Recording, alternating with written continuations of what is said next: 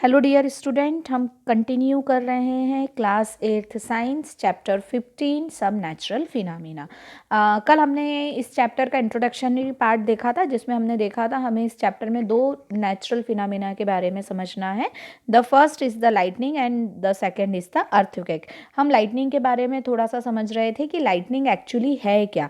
तो लाइटनिंग क्या है? जब चार्ज पार्टिकल क्लाउड्स में जब चार्ज पार्टिकल्स डिस्चार्ज होते हैं, निकलते हैं उनमें से, तो वो हमें लाइटनिंग के फॉर्म में दिखाई देते हैं। जैसे हम जनरली देखते हैं वायर जैसे होते हैं इलेक्ट्रिसिटी के, और वो आपस में टकरा जाते हैं, तब भी तो लाइटनिंग होती है कि नहीं। तो इसी तरह से लाइटनिंग के बारे में बताया गया है। ठीक है, अब हमें जो यहाँ से स्टार्ट करना था कि चार्जिंग बाय द रबिंग।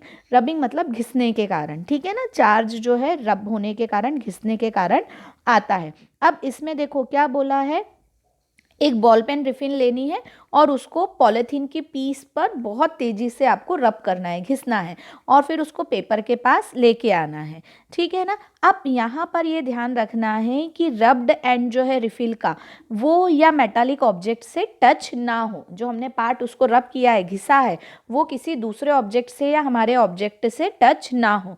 ठीक है। तो हम देखेंगे कि मतलब कि बॉल पेन की जो रिफिल है, जहाँ से हमने उसको रब किया था, वो पेपर के पीसेस को अपनी तरफ अट्रैक्ट करने लगेगा। फिर इसको हम ड्राई लीव्स के साथ, मस्टर्ड सीड्स के साथ, है ना, हस्क के साथ, भूसा वगैरह जो होता है उसके साथ भी ये कर सकते हैं।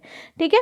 तो यदि हम देखें तो जब प्लास्टिक रिफिल को रब किया जाता है पॉलीथीन के साथ, तो ये स्मॉल चार्जेस जो हैं इसमें आ जाते हैं। ठीक है। इसी तरह से प्लास्टिक हेयर कॉम जो होता है ना, हम बाल बनाते हैं जिससे हेयर कॉम है, उसको भी यदि हम अपने ड्राई हेयर से रब करेंगे, है ना, ड्राई हेयर से, तो यदि ये ड्राई हेयर से रब करेंगे तो it is also acquired a charge, उसमें भी चार्ज आ जाएगा। तो यदि हम इसके पास फिर कोई ऑब्जेक्ट लेके जाएंगे, ठीक है, तो इसमें भी हमें चार्ज जो है वो मतलब कि उस पर स्टिक हो जाएगा। मतलब जैसे पेपर लेके जा रहे हैं या इस तरह से कुछ लेके जाएंगे, तो वो भी इसकी तरफ अट्रैक्ट हो जाएगा।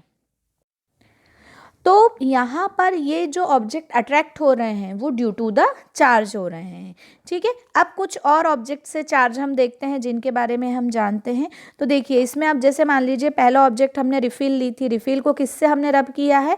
पॉलीथीन या वूलन क्लॉथ से। देन बैलून को भी वूलन क्लॉथ, ड्राई हेयर या पॉलीथीन से आप इस तरह से ऐसे रब करेंगे, और अगर उसको वॉल पे स्टिक करेंगे तो वो चिपक जाएगा। देन इरेजर को वुल के साथ, यदि इरेजर जो हमारी आती है उसको यदि वुल के साथ जोर से रब करेंगे, घिसेंगे उसके ऊपर जोर से, तो वो भी क्या होगा, वो अट्रैक्ट करेगा। Then steel spoon.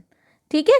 तो ये सब जो है हम देखेंगे कि अलग अलग मटेरियल जो है अलग अलग सब्सटेंस के साथ रब होने पर क्या करते हैं, चार्ज एक्वायर कर लेते हैं, चार्ज आ जाते हैं। ठीक है। अब नेक्स्ट टॉपिक जो आ रहा है वो है types of charges and their interaction. कितने तरह के चार्जेस होते हैं और वो आपस में किस तरह से एक दूसरे के साथ बिहेव करते हैं। ठीक है ना। तो यदि हम देखेंगे तो इसमें देखिए क्या एक एक्टिविटी में क्या बताया है, इन्फ्लेटेड 2 बैलून्स लेना है। ठीक है, फूले हुए 2 बैलून लेना है। Hang them in such way that do not touch with each other, और हमने उनको इस तरह से लगाया है कि वे एक दूसरे से टच ना हो। ठीक है। अब हमको क्या करना है, दोनों बैलून को वुलन क्लॉथ से रब कर देना है। अब देखो दोनों को करने वाला रब करने वाला मटेरियल सेम है, बैलून का मटेरियल सेम है। इट मीन दोनों पर जो चार्ज आए वो सिमिलर चार्ज है। अब जब दोनों पे सिमिलर चार्ज आएंगे तो क्या होगा, हम जानते हैं the same charges repel each other, तो दोनों बैलून एक दूसरे से दूर दूर जाएंगे क्योंकि दोनों पर सेम चार्ज आ गए हैं। तो यहाँ पे जो चार्ज हैं वो दूर दूर जाएंगे। इसी तरह से अब क्या किया है, ये एक्टिविटी बॉल पेन के साथ करी है। ठीक है, बॉल पेन रिफिल के साथ की है, और अब ये ग्लास टम्बलर को इस तरह से करके देखा है ना। तो यहाँ पर ये जो ग्लास टम्बलर में रखकर प्ले है ना, ग्लास टम्बलर, और इसमें इस तरह से दूसरी रिफिल को इसके पास लेके आएंगे, तो ये देखेंगे कि ये भी एक दूसरे से टच नहीं होंगे। क्यों?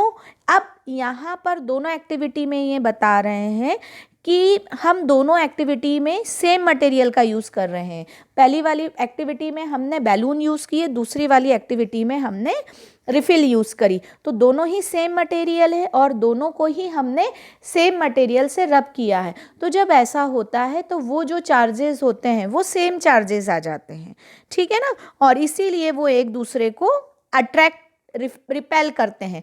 अब देखिए यहाँ पे यदि हमने इस रिफ़िल के पास बैलून लेके आएंगे, है ना, रिफ़िल के पास यदि बैलून लेके आएंगे तो वो क्या हो जाएगा, अट्रैक्ट हो जाएगा।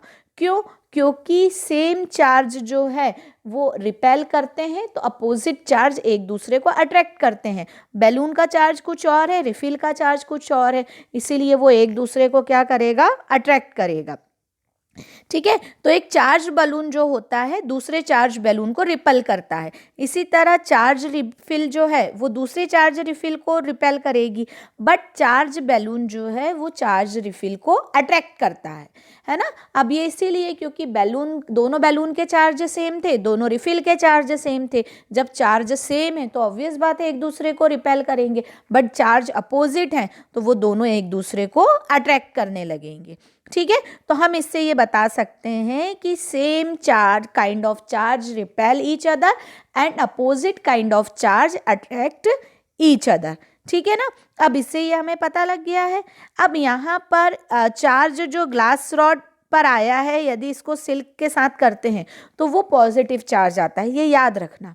यदि ग्लास रॉड को हम सिल्क मटेरियल के साथ रब करते हैं तो जो चार्ज आएगा वो कौन सा आएगा, पॉजिटिव चार्ज। अब दूसरे तरह का चार्ज जो है वो नेगेटिव चार्ज है, मतलब दो चार्ज हो गए, एक पॉजिटिव चार्ज है, दूसरा नेगेटिव चार्ज है, ठीक है ना। तो यहाँ पे यदि देखें कि यदि चार्ज ग्लास रॉड को चार्ज प्लास्टिक स्ट्रॉ के साथ रब किए हुए जिसको पॉलीथीन के साथ किया है, तो इन दोनों के बीच अट्रैक्शन है। किसके साथ? ग्लास रॉड जिसको हमने सिल्क के साथ रब किया है उसको प्लास्टिक स्ट्रॉ को हमने पॉलीथीन के साथ रब किया है, और यदि हम दोनों को एक दूसरे के पास लाएंगे तो क्या होंगे, दोनों अट्रैक्ट होते हैं। अब देखो ग्लास रॉड में पॉजिटिव चार्ज है, यदि ये प्लास्टिक स्ट्रॉ को अपनी तरफ अट्रैक्ट कर रही है, इसका मतलब क्या है, इसमें नेगेटिव चार्ज है। तो प्लास्टिक स्ट्रॉ में कौन सा चार्ज हो गया, नेगेटिव चार्ज हो गया, और ग्लास रॉड में कौन सा चार्ज है, पॉजिटिव चार्ज है, ठीक है। अब यहाँ पर ये जो इलेक्ट्रिक चार्ज होता है ये स्टैटिक होता है, मतलब ये अपने आप मूव नहीं करता है। हमने जो चार्ज जनरेट किए हैं इस तरह से रबिंग से, वो मूव नहीं करते हैं, एक जगह स्टैटिक होता है, ठीक है। अब यदि चार्ज मूव करने लगता है ना, यदि चार्ज एक जगह से दूसरी जगह जाने लगता है तो इसी को तो हम इलेक्ट्रिक करंट बोलते हैं। करंट में होता क्या है, मूवमेंट ऑफ चार्ज, है ना। तो करंट में क्या होता है, मूवमेंट ऑफ चार्ज। तो यदि चार्ज का मूवमेंट हो रहा है मतलब वो क्या है, करंट है। अब यदि सर्किट में हमने देखा था, यदि करंट फ्लो होता है तो बल्ब ग्लो करता है, और यदि नहीं होता है तो बल्ब ग्लो नहीं करता है। अब बल्ब ग्लो नहीं कर रहा है मतलब चार्ज फ्लो नहीं हो रहा है ना, वहाँ पर मोशन ऑफ चार्ज नहीं है, ठीक है। तो आज के लिए इतना ही। नेक्स्ट वीडियो में हम देखेंगे ट्रांसफ़र ऑफ चार्जेस, चार्ज किस तरह से ट्रांसफ़र किए जाते हैं। आप ये वीडियो ध्यान से देखिए, यदि कोई भी डाउट कोई भी प्रॉब्लम है तो आप मुझसे पूछ सकते हैं। Keep study, keep watching. Thank you so much.